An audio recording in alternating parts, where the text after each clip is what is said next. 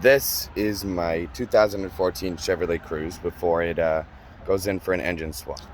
Let's get a bit of an idea on what it sounds like. Pop that hood first.